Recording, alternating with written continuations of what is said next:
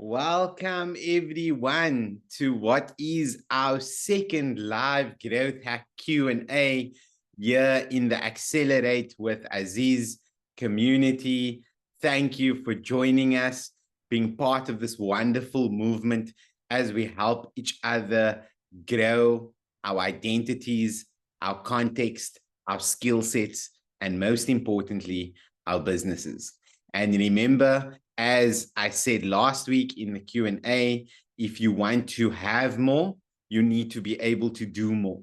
And if you want to be able to do more, you need to make the intention and take the action to become more. Because who you are right now, or rather what you have right now, is a direct reflection of who you are right now. And until you can take that next step, until you can step outside your comfort zone and become uncomfortable, you will not grow. That is the reality. Everything you want is on the other side of uncomfortable. And so, I was reflecting these last days over some of the questions we got in the last Q&A session, and some of the feedback to some of the trainings. And it's interesting to me, some of the limiting beliefs that come up, right? Things like, oh, but this won't work for my business. My business is different. My business is unique. What were some of the other ones that I heard? But I'm in a service business, not in a product business. Or online advertising won't work for my business, or my clients aren't on Facebook. I was actually I was in a call with someone earlier this week and had this exact conversation, right? Literally the client told them, but Facebook ads will not work for my business because I serve business owners. Now, if you go to Google right now and you type in how many active users there are on Facebook right now, I think the number is somewhere close to 3 billion people. Now, if you consider that there's 8 billion people in the world, 3 billion people, I mean, come on, you really want to tell me that if you are on Facebook, they are on Facebook, right? So let's get real about that. And I think, as we went through last week, we went through kind of some of the ways you can generate leads and find sources of traffic, paid ads being one of them. And, when you compare it to Google and some of the other platforms out there, Facebook by far in terms of reach, value for money, and conversion is one of the better ones in my opinion, from my experience. So if you are looking to scale right now, if you are looking to get more sales, to fill your pipeline, then Facebook ads is definitely the way to go. Another thing that came out of last week's Q&A was this idea of funding.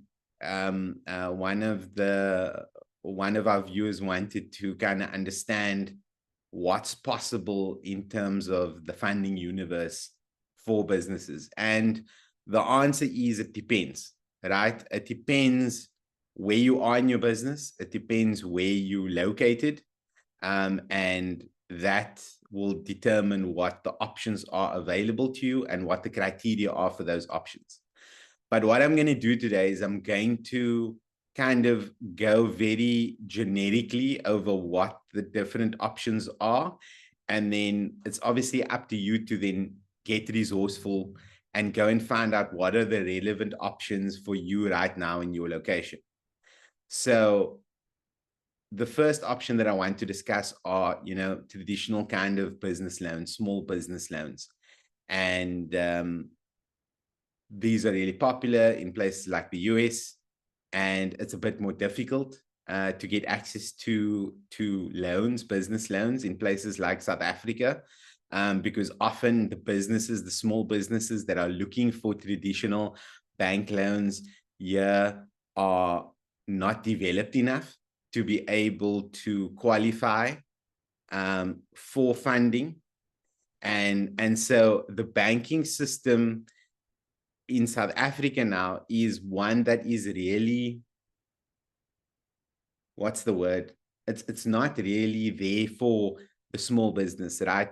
It's built to support established corporate businesses with years and years and years of kind of predictable trading history behind them, and then being able to create business plans or business cases rather, and adding to those business cases financial projections based on those historical financials, which then unlock additional capital, right? So you are not gaining access to funding or loans, finance in the South African space on your ability to earn, but rather on your affordability, right? Can you afford, from the cash flow you're generating right now and have historically generated, to be able to repay the installments on your business loan?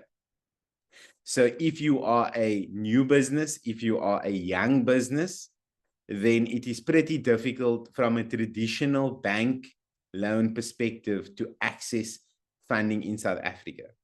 If you are a more mature business, then there are some avenues open to you. Things like traditional business loans, things like your overdraft, things like asset finance, right? Which is more of a non-traditional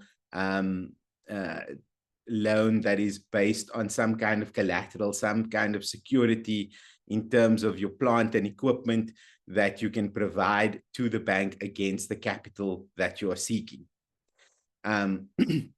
Another source of funding in the South African space is also government departments. So things like the Department of Trade and Industry support small businesses through loans, finance, and grants, as well as CEDA, which is the Small Enterprise Development Agency. I know that some of you are looking currently at some of these options.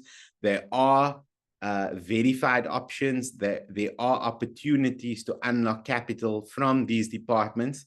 However, there is paperwork involved. You must be good at pushing paper.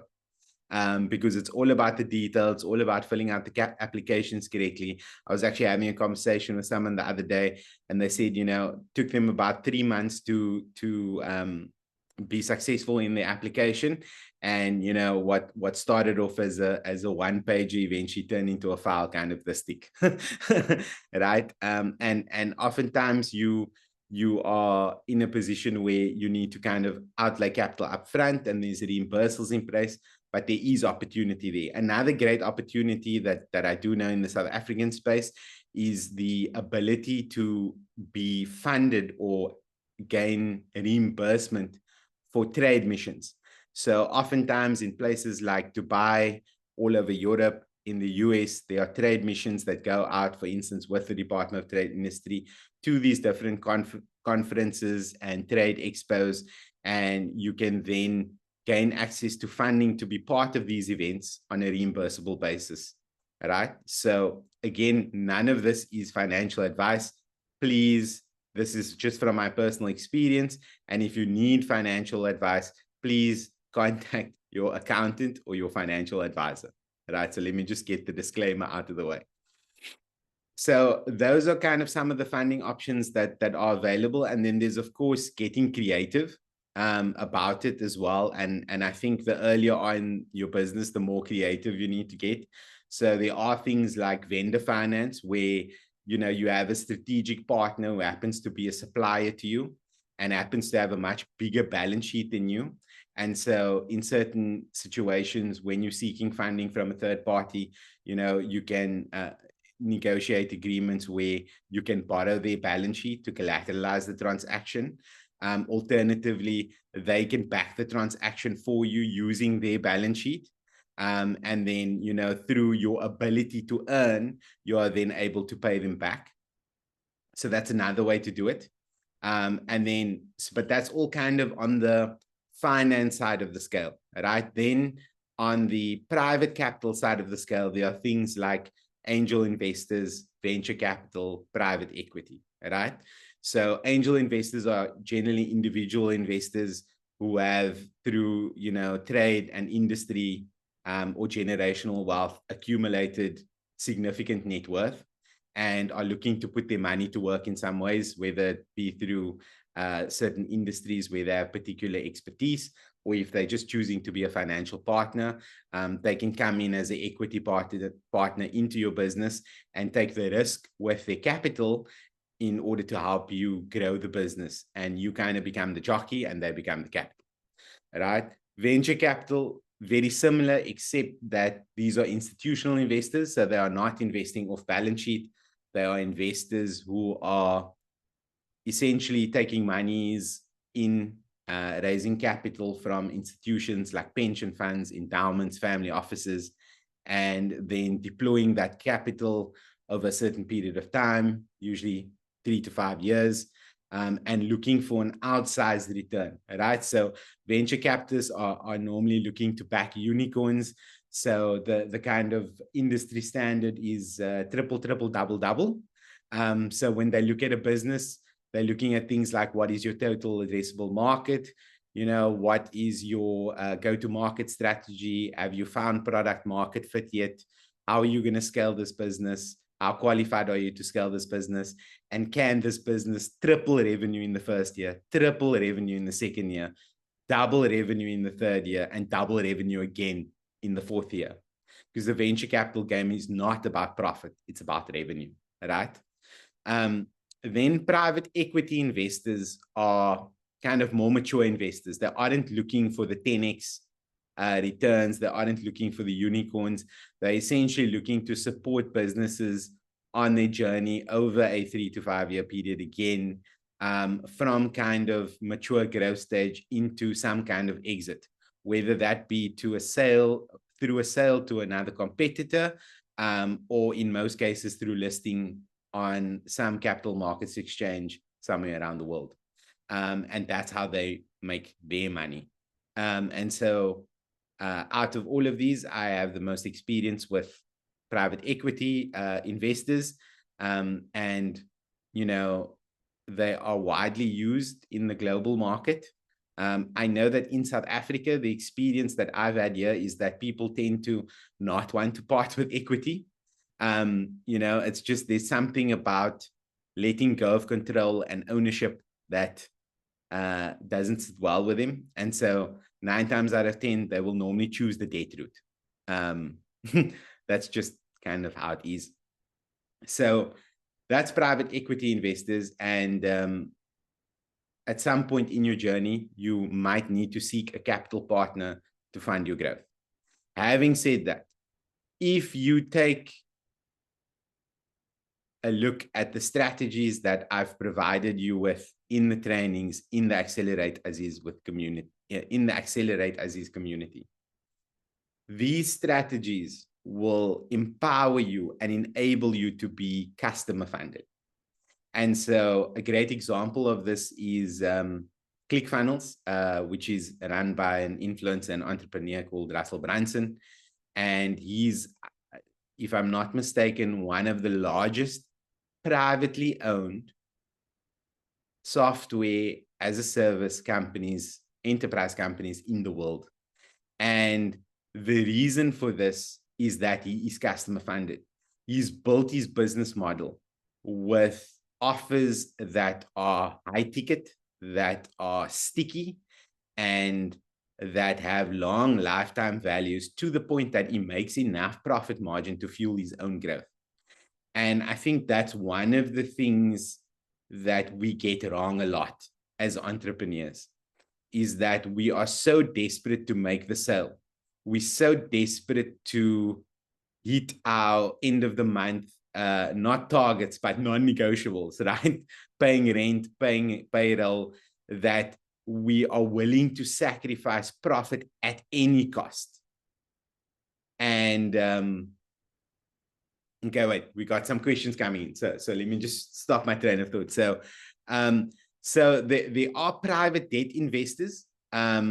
These are generally called hard money lenders. And this is by no means a no-go area. just know that these kind of private debt companies tend to provide capital at premium. So you are normally looking at much, much higher interest rates when you're going the private debt route, right? So in South Africa, some of the private debt companies that I can think of off the top of my head are people like Retail Capital, Lula, and these kind of working capital lenders, which are private lenders. They're not bank institutions that are lending capital from the investors and off their balance sheet to be able to fund your cash flow and your working capital, and in some cases your growth. And in terms of private capital, it's generally more shorter term finance. So with a bank, you could get some kind of revolving facility or an overdraft, right? That's kind of has no end date. Whereas private lenders are generally looking to get their money back within as early as 3 months and maybe maximum 3 years. Right? But generally 3 to 12 months is kind of the space that they play in, right? Because they are lending to a higher risk segment of the marketplace. They're looking to get their money back faster, and they're looking to be compensated for that risk, which is why they charge a premium as well. And I think this is a great example of what I'm saying right now, which is this idea of charging a premium, right? If you are providing a solution to a particular urgent demand, you can charge a premium for your services and compensate yourself, remunerate yourself effectively for providing that service in a time of need. And so if you go through, I just dropped a new training on, creating irresistible offers and offers that sell. So, when you're done here, take a moment, go and watch that. Because in there, I talk about how, there are kind of 4 key questions you need to ask yourself when you're creating your offer in the marketplace for your business. And those 4 key areas are: what is the result that I deliver with clarity, right? What is the pain that I solve, right? For instance, in the case of a lender, I'm providing working capital so this business can keep the lights on until they get cash in the door. So that's pretty persuasive in terms of a result, right? The second thing is, how do I de-risk this for my client, right? How do I de-risk the opportunity cost of working with me? So this could be some kind of guarantee. Like, for instance, you could say, if you, for instance, fixing a car for someone, you could say there's a 3-month warranty or a 12-month warranty on the workmanship that we do, right? So that's de-risking it. Then the third thing is timeline. How fast can you provide the solution?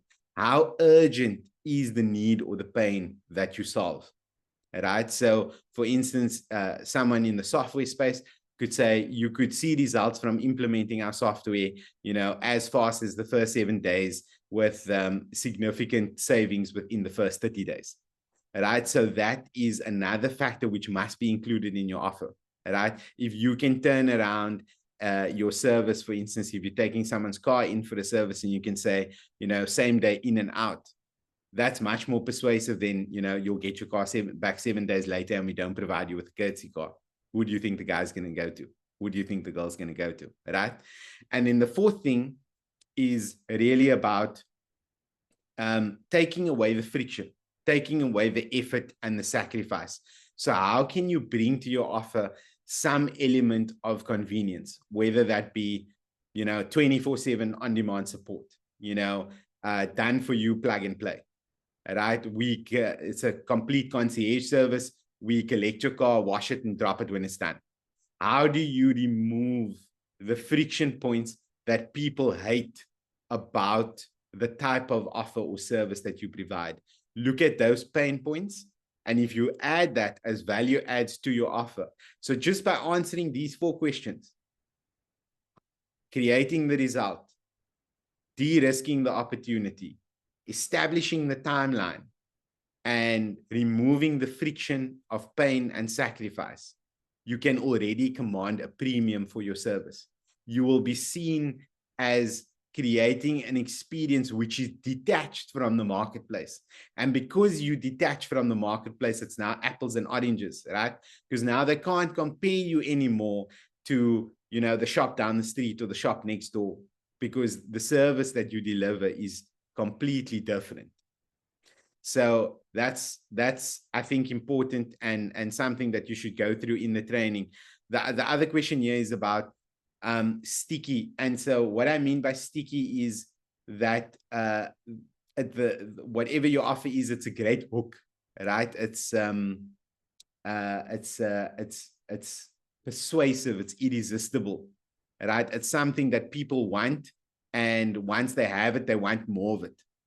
So think about Netflix, right? So pre-Netflix, there was something called Blockbuster, right? So Blockbuster Video in the States, like many kind of, you know, video shops at the time, were providing you access to movies, and you go into the shop and you rent the movie, and you go back home and you put it in your video player and you watch it. And the next morning before 10 a.m., you've got to rush back and take the movie and take it in, and otherwise you get a fine, whatever the case may be, right? So now think about what Netflix does to Blockbuster. Netflix says, okay, well, if you have Netflix, we don't just give you access to a handful of movies. We give you access to the entire universe of movies. You can't only watch it once. You can watch it as many times as you want to. You don't have to return it. You don't have to leave your house to go and get it. And you don't have to leave your house to return it. And there are no fines. There are no hidden costs. It's just a once-off fee, a minimal fee every single month. And for that, you get access to everything as much as you want, unlimited, forever. And so that model is literally what broke the Blockbuster business, what broke the rent a video business, right? Because someone created a better mousetrap that was stickier, that gave a clear result, that established a timeline that was faster, that created a guarantee of a better selection, and removed the inconvenience of having to go out, you know, having to kind of pick what was maybe not the latest movie, just to go home, just to find some entertainment, just for 90 minutes. And then you got to go find something else to do, and then have to wake up the next morning and do that whole thing over again to get it in and avoid getting a fine. So that's what I mean by sticky. So now so that's some of the funding sources that are available. And it's something that, if you want a capital partner in your business, you can explore. But like I said earlier, the important thing here is that if you follow some of the strategies and the tactics that I provide for you in the trainings, in the Accelerate Aziz community, then you will not need a capital partner. You will be able to be client funded, right? But you have to, as I said right in the beginning, be able to get uncomfortable, right? Be able to kind of dig in, establish your worth, believe in the value that you deliver to the marketplace, and be able to command the premium for the service and the results that you deliver, right? Because remember, people don't pay for what you do. They don't pay for the framework. They don't pay for the strategy. They don't pay for the implementation. They don't pay for the thing. They pay for the result. And if your result, the result that you create for your customers, does one or two things, it either allows them to buy speed, or it allows them to buy cash at a discount. What do I mean by that? So buy speed is, so for instance, in business, I've got more than 100,000 hours of experience. So if you decide to work with me, you are leveraging, you are buying my 100,000 hours. So that means that you don't have to spend 100,000 hours because you have access to me, right? There's a great story about Henry Ford in the book that I'm reading right now. And I think it was during it was one of the wars that America was involved in at the time, and there was conscription going on, and he famously didn't go to war, right? And so he was put on trial. And when he was put on trial, and said that, you know, the lawyer that was kind of cross-examining him was trying to prove that he wasn't as educated and smart as the lawyer, right? And so the lawyer was digging at him and digging at him, and eventually he got frustrated and kind of said to the lawyer, what is the point of knowing all of these random facts, of having the knowledge of all these things, when on my desk right now I have 18 speed dial buttons, and by just pressing one of those buttons, I can get access to the smartest brains in any sphere of industry that I require in order to drive the economy of the US. Whether that be my engineers, my chemists, my mechanics, I have all of that knowledge and expertise and experience at my fingertips. I do not need to have it in my head. And in fact, it would probably make me less productive if I did, because it would mean that I was concentrating on things that were outside my zone of genius, right? And his zone of genius was being able to organize knowledge in a way to create influence and power. That was his super skill, his superpower, right? It was not holding the knowledge himself. And if you understand the value, the benefit of mentorship, that is the benefit, right? It's being able to organize, utilize, leverage the knowledge, expertise, power, and influence of others in order to reach your vision and your aims and your objectives. And it is buying speed.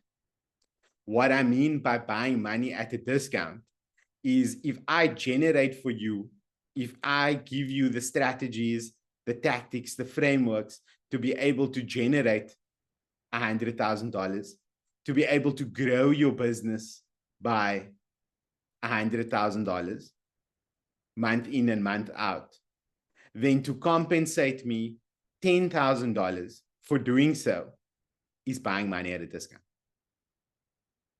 And so part of the skill set of every successful thought leader, every successful business owner, entrepreneur, service provider, is understanding who are the people I need around me, who are the mentors I need to invest in, what are the strategies and the skill sets that I need to learn in order to buy speed and buy money at a discount. It's the same thing with ads.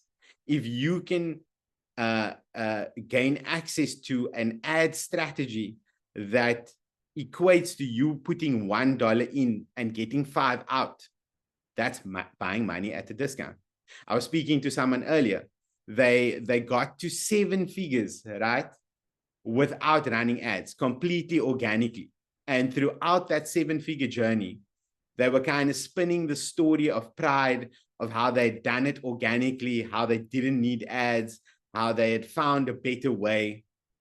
And all that while, all that time, the little voice in their head was whispering to them, you're not running ads because you're scared of losing money. And just recently, in the last 90 days, she started running ads. And she puts in $1 and she gets 15 back. 15. So right now, her average spend on Facebook ads is around about $70,000 a month. Why? She's buying cash at a discount. So when you understand the levers of scale, the levers of growth, how to create premium offers that sell themselves and make people feel silly for saying no, you can be customer funded. You have the margins to be able to fuel your own growth. But when you don't, then it's time to potentially consider getting on a capital partner, right? But unless you are in a tech business, where you want to be in the business of capital raising, because remember, no matter what kind of enterprise SaaS you're building, what software or app you want to bring to the marketplace, and what your kind of area of expertise is, the minute that you raise your first dollar, you are no longer in your core business. You are in the business of capital raising. So once you take on a capital partner to fuel your growth, it's a kind of a for life situation, right? Which you potentially will only exit through listing, and then you have a board, and you have individual shareholders, and that's a whole different ball game. And it's again about every decision you make is about pleasing your capital partners, pleasing your shareholders, pleasing your board, right? So it's a very different game to play. And so I challenge you to kind of really sit down and reflect on, your vivid vision, what you want your business to look like, not just in the next 3 to 6 months, not just in the next 12 months, not just in the next 3 years. What do you want your business to look like in the next 10 years? And then identify whether or not capital partners are the right route for you, or whether being customer funded is the right route for you. And when you decide, immerse yourself in those skill sets, immerse yourself in those languages, in those communities, get the right people around you, get the right mentors around you, start acquiring the right skills to be able to create mastery in that area. But what I'm saying to you here today is customer funded is a real way to get it done, especially with the amount of AI, leverage, mentorship, technologies, and everything available right now in the online space, in the skills economy. You can get it done on the cheap. Right? You don't need to invest a lot to get a lot. And take small steps, right? Okay, we got a cool question coming here from Fadia. So, hi Fadia, thanks for joining us. You've had 5 coaches in your life. 2 of them were really good. How do you know how to choose a good mentor? Okay, so I think, and this ties in really nicely with something I just said now, is when you're choosing a mentor, choose someone who is ahead of you and who has experience in doing what you want to achieve, right? That's been my guiding light. So I've invested now in the last, I shared in one of the videos, in the last 4 years, I've had about 7 mentors, right? And for me, that has been my guiding principle. I didn't feel that the experience with any of them was a waste, right? I never lost. I either won or I learned. But all of them had achieved something that I wanted to achieve, and I was leveraging their experience. And so that's how I choose my mentors. That's been my game plan. And I'm happy to say, I'm pleased to say that I've not had the experience where I've had a bad mentor. And sometimes what has happened, like there was one mentor that I had, I don't want to mention names, there was one mentor that I had where I felt like the experience was underwhelming in the moment. And I felt like a lot of what I learned from him, I kind of knew it already. And, but I took the experience for what it was.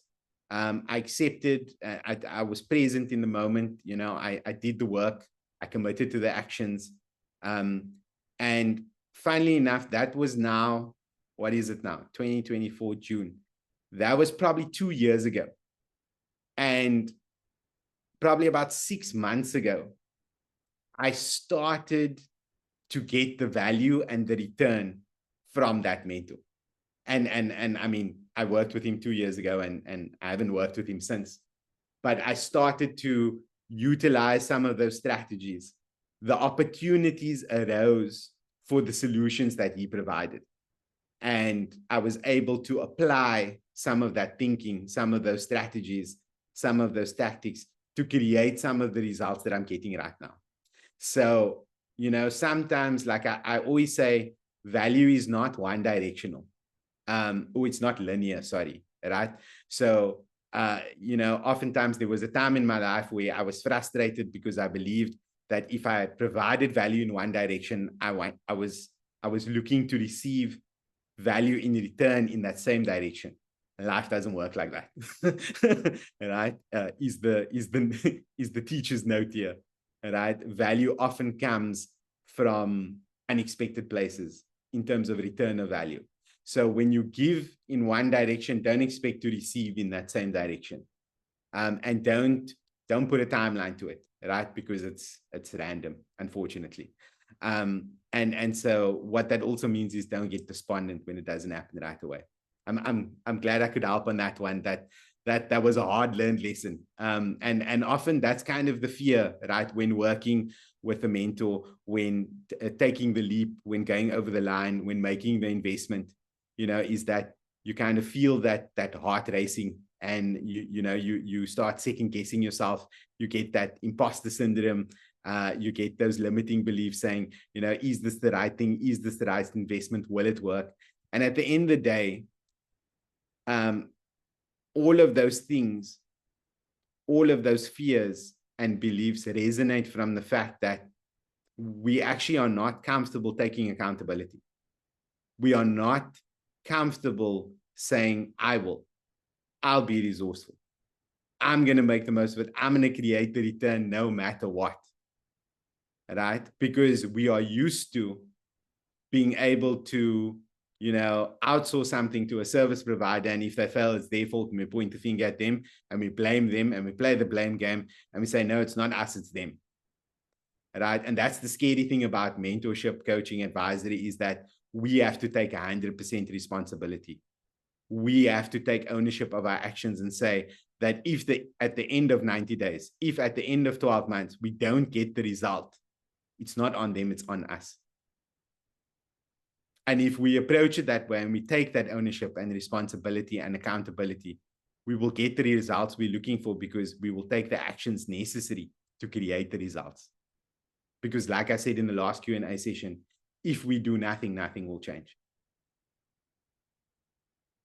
Right?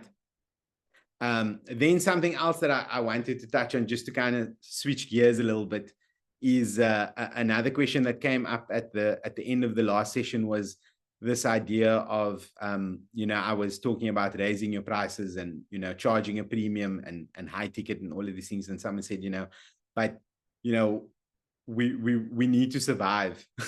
You know, how can you say we can't discount? And so the reality of traditional sales, and now the people on Instagram can't see this, but if I can just share my screen here for a second with you guys in the Zoom. Traditional sales looks like a ladder, right? Let me see if I can find a version here for you. There we go. Share. So that's what a sales ladder looks like, right? So usually what people do is they provide you either with something free or they provide you with something of very low cost, right? And this is normally called the lead magnet, what I call value in advance. So it can be in the form of a checklist, a quick guide, a free book, right? And this is to bring you into their world, and it's at a very low price point. So it's either free or it can be anywhere kind of under $50, right? And that's how they bring you into their world. So it's a low risk transaction to create a client. And then what they do is they use this thing called an ascension ladder, which looks like steps, right?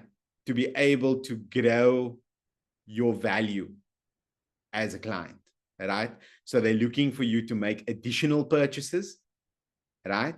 And they're looking to also increase your average order value.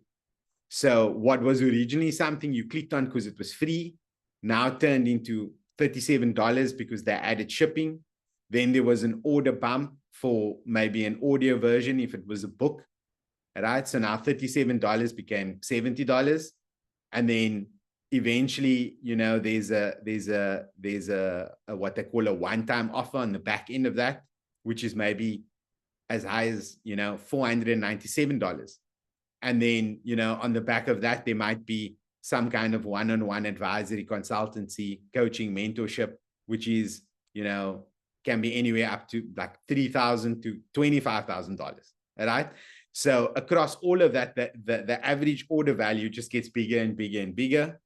And the lifetime value of you as a client gets bigger and bigger and bigger. And so what they're doing there is they're selling up the staircase. And so now what I'm suggesting here to you is not to sell up the staircase, because selling up is hard. Selling against gravity is unnatural, right?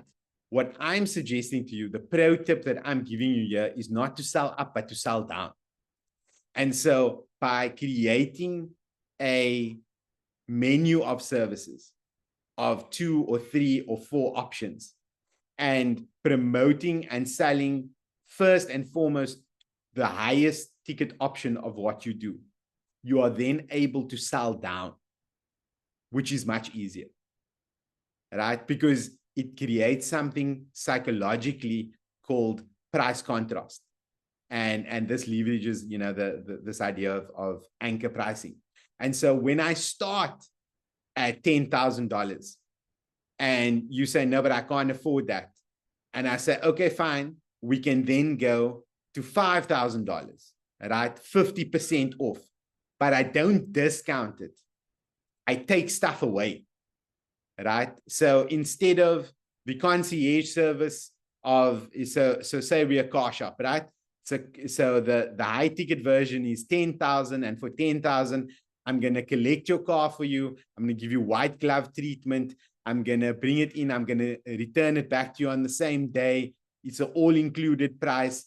I'm going to valet your car. I'm going to detail it, and I'm going to bring it back to you. That's the creme de la creme service. And that's what I sell. And you say, that's great, but I can't afford that. I only have 5K. You say, that's okay. That's fine. I'll take the 5K, but I'm not going to discount what I offer to 5K. I'm going to provide you the 5K version of what I do, which means I'm going to create potentially pain by saying, well, now it's no longer concierge. You have to deliver the car yourself. The car has to be here by 7:30. The car will not be detailed. It will just get a quick wash and go. And it might not be ready the same day. So now you've done 2 things. You've not left any money on the table because you're still getting my 5K sale. But at the same time, you've created an aspiration in me to achieve the 10K version of what you offer. Because I know that that one meets my desire and creates the result that I want, right? The warranty is better on that one. The timeline is better on that one. And it removes all of the friction of challenge and sacrifice and effort. And so that's the one that I want. This is the one I can afford. So right now I'm going to take this one. But next time, if I have the additional budget, I'm going to take that version, right? So it's much easier to sell down than up. And what I said last time about not having to discount is right. Never discount your services, because discounting your services is discounting your value, right? The better thing to do is to offer a lower tier version of what you do, a light version of what you do. And another great way to do this in the service space, as Fadia knows, and this is actually something I employed yesterday with a client. So I was speaking to someone who had a really inspirational vision and mission that they wanted to achieve. And, they couldn't afford what I do. And so I said, you know what, if price is the only issue, then I can create something bespoke for you that works within your budget, right? But it might not include all of the elements that you need. Would you like to explore what that looks like? And so what we ended up doing is I ended up providing her with a scholarship for a percentage of the offer, right? And I was able then to take away 3 or 4 of the elements of the offer for her so that she was able to invest where she was at, but I also created the aspiration for the investment where she wants to be. And then when she gets resourceful enough to be able to invest at that level, she'll be able to access, get access to me and what I provide at that level and at that package. So that's some of the things that I wanted to discuss today about funding and about offers. And there was another couple of points that I wanted to touch on today as well, which was really about how it's going with this community, this new venture, which is quite cool. The school community that we are building, the Accelerate Aziz community, it's growing really well. We're up above 30 members right now, which is quite exciting. And I really believe, and I'm going to share this in the next training that I'm going to drop, that this is kind of the new version of the funnel, right? So if you look at what I'm showing you right here on the screen, sorry, I'm just reading a question here from Fadia in the chat. Let me just finish the statement, then I'm gonna get you, Fadia. So what you're seeing here on the screen is a traditional value ladder funnel, right? It's about creating value in advance, then activating the law of consumption by allowing people to first invest their time with you before they invest their money with you. And then once they've done that for a sufficient period of time, right? So for instance, for every hour of consumption that someone spends with you, right? So if someone invests an hour of their time consuming your content and your value, and they get value from it, right? The kind of loose matchbox maths is that's worth $1,000 of value, right? So for every hour they spend with you, you can charge $1,000 in terms of your big ticket offer. And the access to you is very much low in terms of value in advance. And as they climb up the mountain and through, the access gets closer and closer and closer. The price point moves up and up and up, and the clients are more and more ready to buy. So that's kind of how the traditional framework works. But what I'm seeing here with school and with creating communities is a much more natural way to create conversion events. So if you see here on the screen, the old way is you send traffic into a funnel. From the funnel, they then book a call, and on the call, you then provide them with the offer. Right? That's the old way of doing it. The new way of doing it is by augmenting the sales funnel, the sales mechanism with community. So instead of bombarding people with messages, essentially forcing yourself down their throats by, driving ads and driving them through the funnel and being in their faces and retargeting them and following them all around and, creating all of those psychological triggers. The community is a much more organic, a much more natural, a much more soft way to provide value in advance and essentially warm your audience up until those of them that are ready to take the next step can do so, can take action and work with you in a way that is a lot like investing in brand as opposed to direct response, right? So it doesn't make the quick money, but it makes the big money. It won't go fast, but you'll go far. And so this is one of the reasons why I've chosen to build a community on school, why I've chosen, to pivot from funnel to community, why I've chosen to provide access to my best, my latest, my life work for free, right? Because I'm providing the value in advance. And for those that are ready to take the next step, that don't just want the DIY approach, that want to work with me directly and help me and for me to help them, implement the action plans that we create, then they can take that next step with me on the other side of the call. So going back to Valia's question, so mistake do people make that you see on pricing? So the biggest mistake I see people make on pricing is that they price their thing either the same or cheaper than everybody else. That is literally it, right? And I mean, I've worked with tons of businesses over the last, 12 years, 15 years, and every single one of them makes this mistake, right? It's like if you ask someone how they came up with their prices, they will tell you, well, you know, so-and-so software charges this much. And so I'm 10% cheaper than them.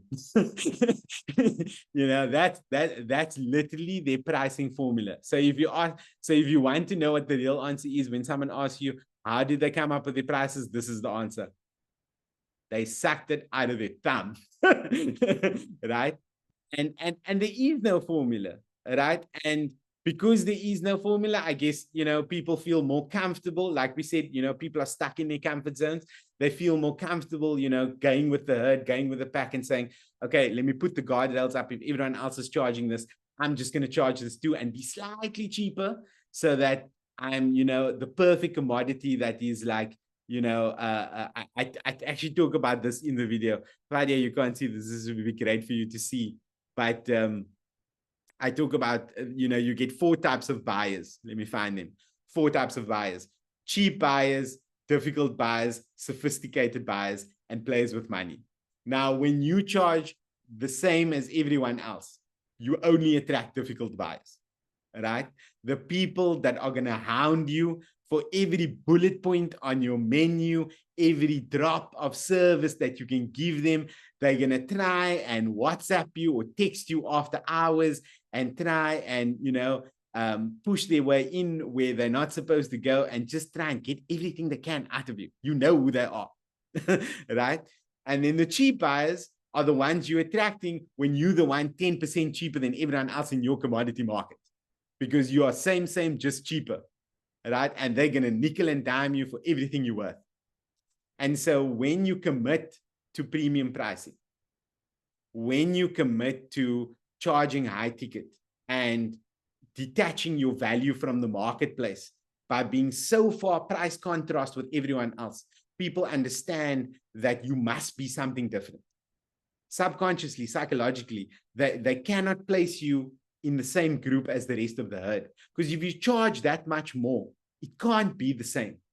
And when you charge that much more, people psychologically, if they then decide to take action and make the investment, they are then motivated to make it work. They are motivated to get a great experience. And my mentor, he gave me the example once of he was in Tokyo and he needed a haircut, right? And so he asked you know, someone he knew that was staying there, he'd like to go and get the haircut. And so the guy said, okay, I know of a place, you know, it's at the top of this fancy building, you know, and they charge I think it was like $100 or $200 for a haircut, which is like expensive for a haircut, right? So he said, okay, well, he really needs the haircut. He'll take the haircut, he'll make the appointment. So he walks in, you know, amazing view, leather chairs, you know, scent in the air, soft music, you know, looks really plush and glossy. And then he sits down and, you know, latest magazines on the table, and someone comes up to him, you know, with an iPad, and, you know, they get some information from him, and it feels very slick and very luxurious, very VIP. They get some of the information from him, and a couple of minutes later, and they take him to the chair and they give him, you know, the whole Indian head massage, and you know, give him the whole washing experience, and it's great. And I had a similar experience like this, right, in London, which I'll tell you about in a second. And so you know, he gets the full kind of head relaxation spa treatment, which is great. And then, you know, they kind of ask him, they bring him like some cards, some templates of what he wants his haircut to look like and all of the stuff. And, you know, he ticks off what he wants, and the stylist works with him and gets some information from the assistant. And it just created this really premium experience. And so by the time that he was done, he justified to himself why this was a great investment, right? And because he'd already invested the money, he'd already committed to it. And so he was going to do everything possible to make sure it was a great experience. And so that's really the mistake that people make. Either they price like everybody else, or they price 10% cheaper. And what they should be doing is pricing at premium and contrasting themselves with the entire marketplace. And if you want a formula to do this, double your price and add 20%. That's the formula, right? Whatever you're charging right now, double your price, add 20%. That's how far out you want to be from the marketplace.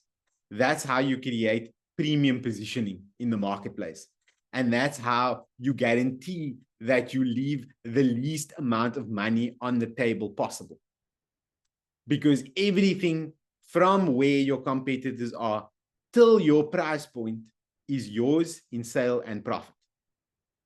Whereas if you price the same as everyone else, the only way you can go, the only way you can convert the client is by going down. What happens when you go down? You put pressure on your profit margin. You squeeze your profit margin. You give away your profit margin. And that's kind of the third type of buyer that I mentioned, I think, last week as well. And I mentioned it in the training, which is sophisticated buyers. And some of you here know them too well. They're people that are kind of professionals in the space that you're in. You know, they know who the players are. They know who the service providers are. They know the market. They know the pricing. And so, but because they give the biggest volume of work, everyone wants to work with them. The problem is there's no profit in it, right? The profit margins are slim. So yeah, you're turning numbers, but you're not growing your business, you know? And that sucks. And the other thing that sucks about them is they usually have payment terms, right? So they usually want to pay you on 30, 60, 90 days, right? When you go to think about, so here's another great example. Think about the way that most people charge right now for services, right? It's, I do the work, and either when I finish the work or at the end of the month or in 30 days or 60 days or 90 days, you pay me, right? So I have to put my trust in you that you will pay me at some later date, but I have to do the work now, right? Now that is not scalable. Think about McDonald's, which is like the archetype of a scalable business, right? Every single thing down to the wire is optimized. Think about when you go to the McDonald's drive-thru. Do you get your food first or do you pay first? You pay first. You order, you pay, then you get your food. And that's how you should be running your business, right? If you cannot make an investment today to solidify your commitment for what you want and the results you want to get, then I'm not the person that you want to work with. We are not the good fit, because I'm here to build a scalable business. And so in order to build a scalable business, I need to optimize my cash flow. And optimizing my cash flow is about knowing that you will pay attention, you will take action, you will take responsibility. You will only do that if you first make the investment. When people pay, they pay attention. So 2 action points as we wrap up here today. If you decide whether you want to be capital funded or whether you want to be client funded. If you want to be capital funded, then go and seek that advice. If you want to be client funded, then go into the community, go and watch the trainings. And the first step is raise your prices and change when you get paid. Change when you get paid. Don't wait till the 25th of every month to go and chase your money. Because then you are out your service and you are out your money. Get your clients to invest, take accountability, take responsibility, get them to pay attention. And not only will your cash flow be better, your results will be better. Cool. That's us for today. Appreciate you. Thank you for joining us. You know, post your takeaways in the community. I look forward to reading all about them. The latest video on how to create your irresistible offer is in the community. Go and check it out. It's free. And I look forward to seeing you all next week. And if you have any questions in the interim, drop them in the group, drop them in the chat, and we'll make them part of the next session. Thanks. Much love.